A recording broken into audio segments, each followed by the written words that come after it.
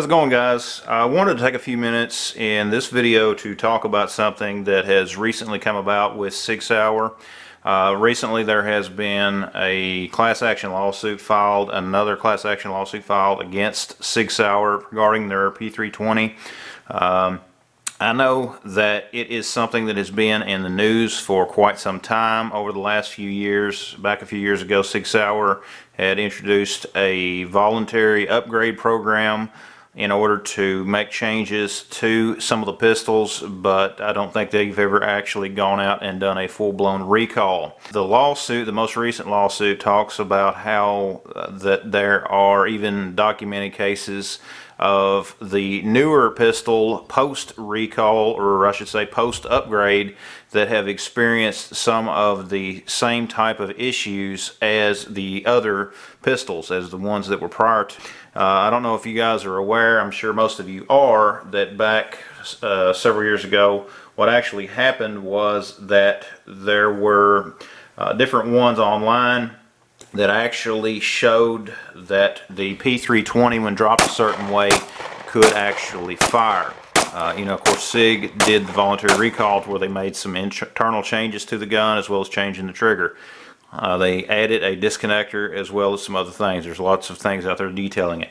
But recently, with this new lawsuit, it brings the question of safety of the 320 back to the forefront. Now, there are a lot of people that carry these guns on a regular basis with no issues whatsoever. However, any issue with a firearm is of course going to be amplified by the media. And there are legitimate reasons. If the gun is dangerous, then yes, there needs to be a something done about that. Sig needs to address that. Just to show you this gun here, it is safe. We are unloaded, and there's nothing in the magazine, nothing in the chamber. Just to show you guys out there. But the gun is one that I've had for quite some time. Many of you guys have seen this in many of my videos, and it is something that I do enjoy shooting. The gun feels real good in the hands. I really like that trigger press, and it's just a great gun. Now, as far as carrying this gun, I rarely carry it. I have, on occasion, carried this gun, but it is extremely rare. Most of you guys are aware that I do carry a Glock every day. I mean, that's just my preferred carry gun. Okay. Now, the Sig 320 is, in my experience, it's a good gun. It's a reliable gun. If you do not feel comfortable carrying a particular model of gun, then you should not carry it. I don't think that can be emphasized enough. I don't carry this gun regularly. Again, occasionally I do, just because I like the way that it feels, I like the way that it shoots. But it's more of a range toy for me. It's not a self-defense firearm. I think that it would work good in that role, but it is not one that I use for that.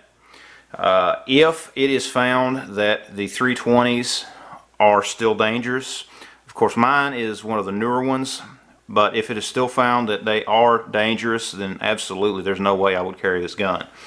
I've seen several tests where people have tried to make these guns fire following the recall and were unsuccessful. Could it happen? Yes. Could it happen to any gun out there? Yes. If something malfunctions in a firearm, then you can have a failure, you can have a safety issue, you can have a negligent discharge or accidental discharge or whatever you want to call it. That can happen in virtually any make or model of gun. I think it is justifiable to say that some guns are more prone to it than others. Is this one of them? That is one that we will be certainly looking into within the near future. But as of right now, if you carry one of these guns, especially if it is one that has not had the upgrade, I would encourage you to get the upgrade done on your pistol. I think that there are enough documented cases of this gun, or I should say the pre-upgrade version, having enough of an issue to where it should be addressed. If you carry it regularly, you should address it. I mean, we have documented cases of law enforcement officers that have been injured and things like that. Some even on video, which clearly showed that the gun was not, the trigger was not pressed. Okay. My main concern is the post-upgrade versions of this gun, as well as those that have, gone in and actually had gone through the upgrade. Mine is one that was manufactured after the upgrade program was put in place. You can go online to Sig Sauer's website and look up your gun based upon the serial number. Alright, there is a place there where you can enter the serial number and it will tell you whether or not your gun qualifies for the upgrade program. Sig Sauer does not state, they don't admit fault, okay? They don't admit fault either on the pre-guns or these. Of course, they're a big corporation, they're not going to. But, it would be worth your while to consider looking to see if your gun at least qualifies for that upgrade program.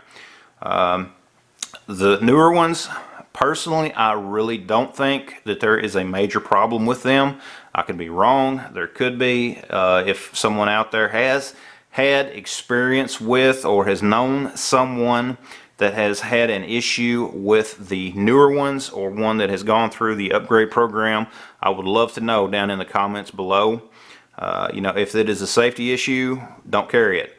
And again, if you don't feel comfortable carrying any particular gun, don't carry it. Alright, if you don't feel comfortable carrying a Glock, which is my preferred gun of choice. This is what I carry with me on a regular basis, virtually every day. Okay, if you don't feel comfortable carrying one of these, don't carry it. If you don't feel comfortable carrying a Sig, don't carry it. The same can be said with any manufacturer out there. But guys, this is just a quick video that I wanted to do. If I hear anything about it, I want to try to let you guys know. This is just my thoughts on it, but you're going to have to make that decision for yourself.